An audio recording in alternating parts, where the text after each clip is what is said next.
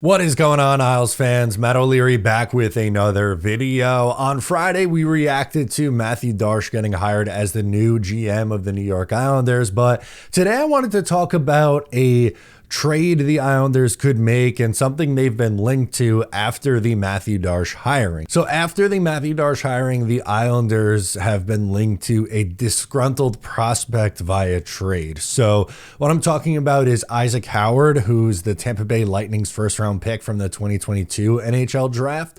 He is unlikely to sign with the Tampa Bay Lightning. Tampa's GM said that he'll either A, likely get to free agency, or B, he will be traded, and that's where the Islanders and Mathieu Darche come in. Obviously, Darche was there in Tampa Bay when Isaac Howard was drafted just a few years ago. And one of the biggest reasons why he doesn't want to sign in Tampa Bay is because the logjam of forwards in Tampa. And there's not really room for him. It feels like he's blocked and he wants to go a different direction. But he's been very productive since being drafted. He's 21 years old now. He's a forward, plays on the wing. And last year at Michigan State had a really monster season, 52 points, 26 goals, 26 assists in 37 games. Now, I wanted to read you the Elite Prospect Scouting Report just to give you a better idea of the kind of player he is. Right away, Howard's skating stands out. He pushes his knees past his toes, engaging his hips, and maintains his posture in tight while deking or on the back check. His top hand moves freely around his body, which he turns into incredible stick handling displays. When handling, he's scanning, adjusts body positioning to get pressure on his back, then uses hesitation and changes of pace to slip around the check. So this is a guy who obviously is a very good skater, and something of emphasis for the Islanders over the last couple of years was not only getting younger, but bringing in really good skaters and quality skaters. And I think he kind of fits the bill of what the Islanders will be looking for. They landed Kyle Ritchie. They're going to have the first overall pick and likely adding Matthew Schaefer, Michael Misa to this group, and then potentially adding a former first round pick that is disgruntled in his current spot, but obviously was liked enough by the Tampa Bay staff with which Mathieu Darche was a part of.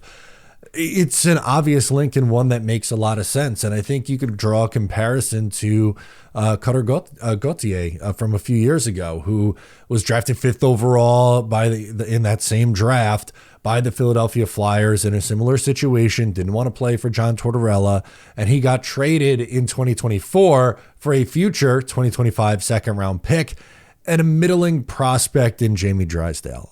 He was a high pick from Anaheim a few years prior, but just didn't really do all that much. So part of me is wondering, I don't think he's going to get the same return that Gauthier got, but could it be like a 2026 third round pick and Quinn Finley, something like that?